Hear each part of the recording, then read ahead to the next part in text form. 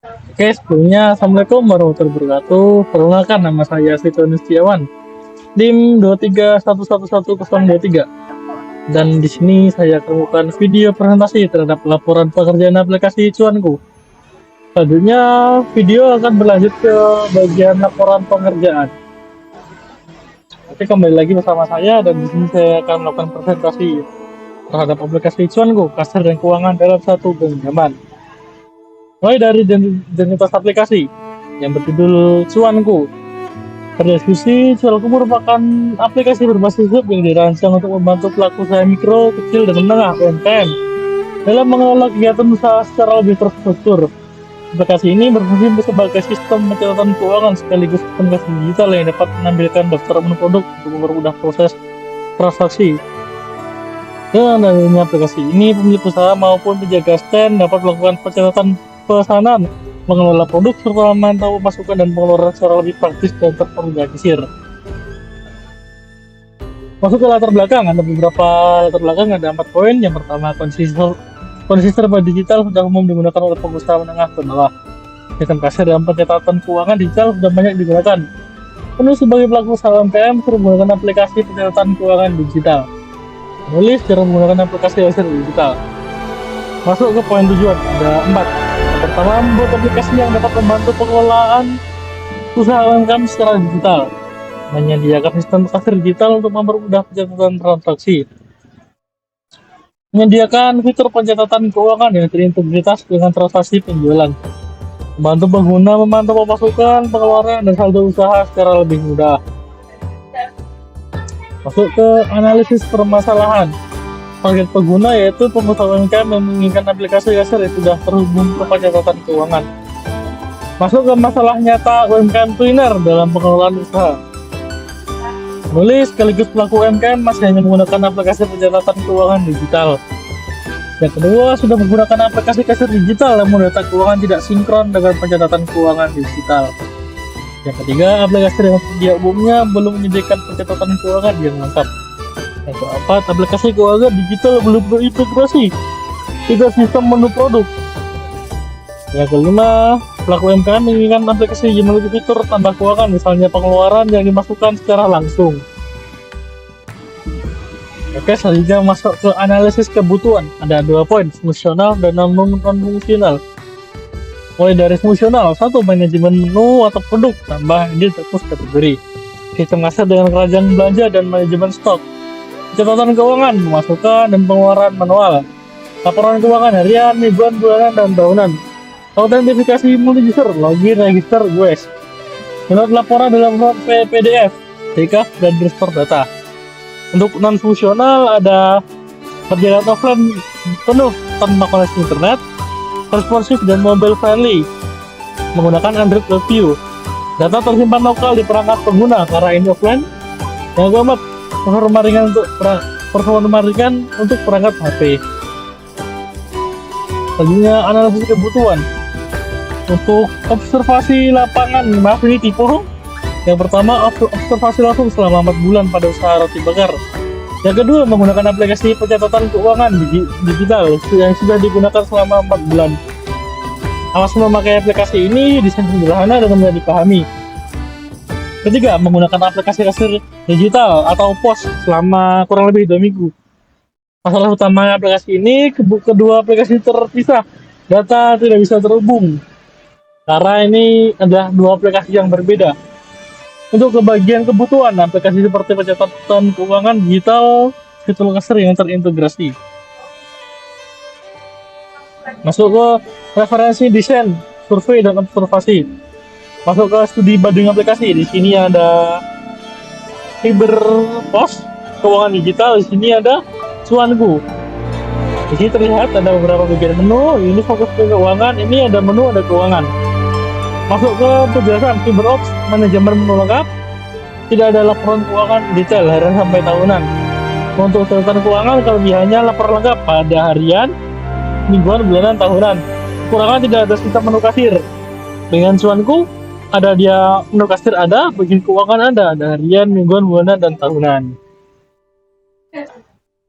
Untuk timeline pengerjaan Cuanku mulai dari 10 April sampai 23 Maret 2026. Akan saya jelaskan secara lebih rinci saja.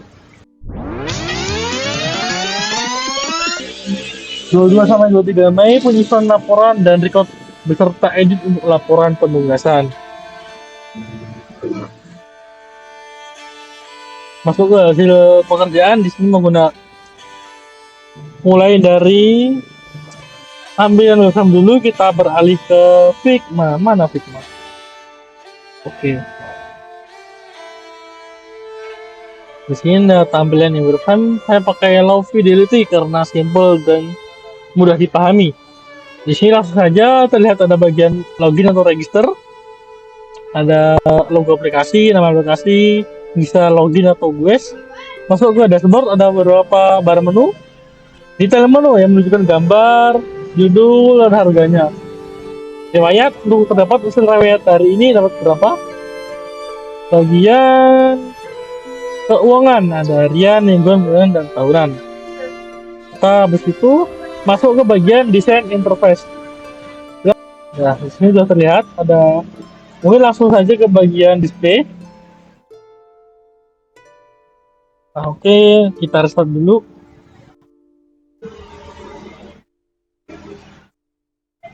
Oke, di sini terlihat ada bagian login, register. Kita gue saja. Ini terlihat ada halaman awal. Setelah masuk ke halaman awal akan kosong seperti ini. Kita lihat di bagian riwayat masih kosongan. Keuangan pun masih kosongan. Nah, jika yang menambah produk, kita klik tambah. Nah, ini tampilan setelah akan menambahkan produk. Nah, seperti ini jika produk sudah tertambahkan, ada nama, stok, harga, kategori, dan gambarnya. Kita simpan. Ini terlihat ada tampilan menu sudah tertambah. Kita akan masukkan ke keranjang. Kita klik plus, keranjang nambah 1, kita klik keranjang. Masuk ke halaman checkout. Kita checkout. Nah, lihat riwayat hari ini. Masukkan 15.000. Klik keju 1. Kita masuk ke bagian keuangan. Ini terlihat keuangan harian, ada pemasukan hari ini. Mingguan. Minggu 1, 2, 3, 4, Januari, Februari, Maret, dan seterusnya, dan tahunan. Di sini ada 2026. Mungkin lanjut kembali ke PPT. Di sini bagian hasil pengerjaan. Beberapa potongan kode penting yang ada di cuanku. Mungkin saya akan langsung saja di file DBJ arsitektur data dan user pada bagian index DB dan local forest. Menggunakan IndexDB sebagai sistem database utama melalui library local forest. Berbeda dengan local forest yang terbatas hanya 5 MB, IndexDB adalah database NoSQL yang memiliki kapasitas penyimpanan yang bergantung pada sistem memori ponsel user. Yang kedua, sistem multi-user data isolation. Di sini ada pemisahan fungsi user key berfungsi untuk menerapkan teknik key prefixing, menambahkan kata kunci unik. Data setiap pengguna dipisahkan berdasarkan nama akun mereka. Masuk ke bagian LJS, keamanan dan enkripsi data. Di sini menggunakan SHA-256. SHA-256 hash hashing untuk keamanan aplikasi tidak menyimpan kata sandi dalam bentuk teks biasa, plain text.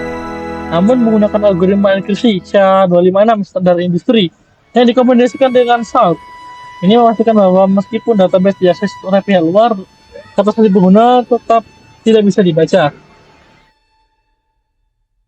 Nah, ini langsung saja. Ini menggunakan Hybrid Interrogation Android Bridge. Ini adalah implementasi JavaScript interface karena WebView Android memiliki keterbatasan dalam mengunduh file secara langsung. Maka dibuat jembatan khusus agar JavaScript akan mengirimkan data laporan dalam format base64 ke kode native Java di Audio Studio. Dan kemudian akan menyimpannya langsung ke folder download pada ponsel. Di sini Business Logic. File ini berfungsi sebagai mesin kalkulasi dan memproses data transaksi mentah untuk diubah menjadi ringkasan pemasukan, pengeluaran, dan saldo secara real time. Ini masuk ke database. Pada rancangan database, aku menggunakan IndexDB. IndexDB itu apa sih?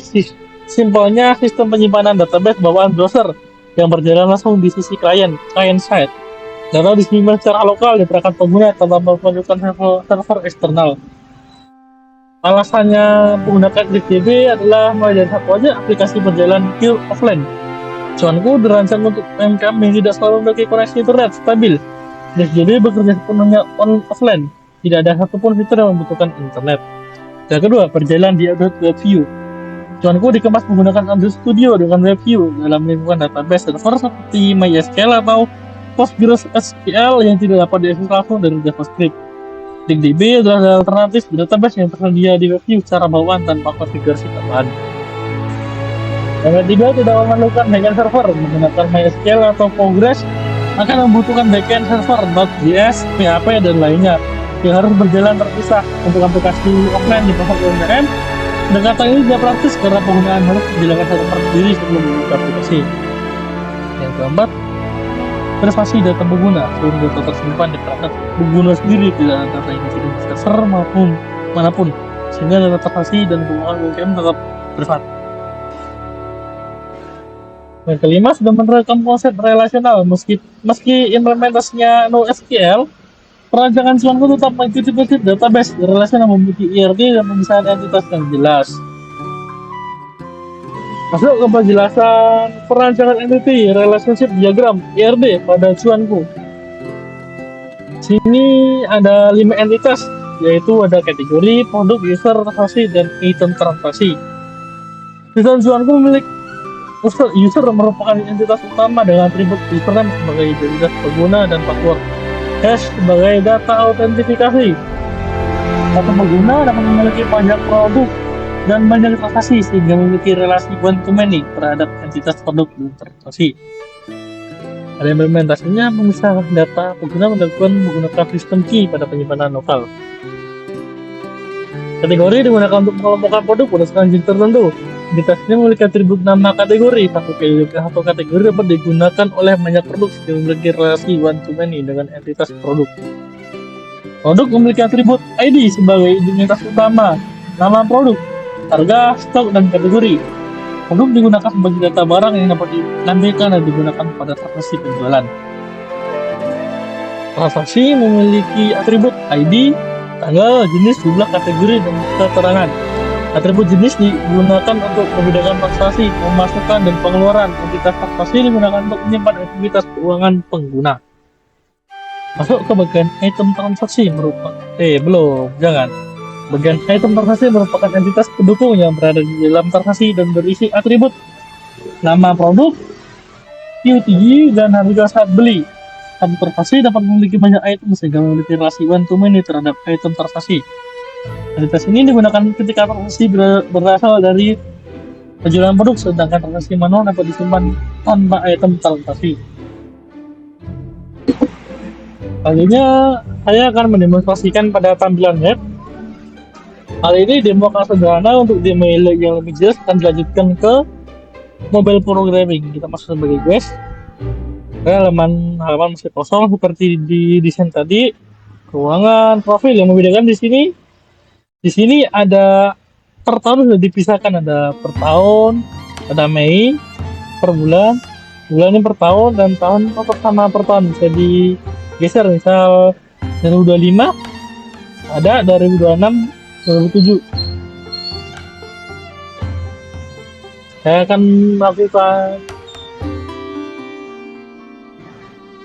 Oke, mungkin cukup sekian. Terima kasih. Wassalamualaikum warahmatullahi wabarakatuh. Untuk demonstrasi berbentuk aplikasi akan dilanjutkan ke video selanjutnya.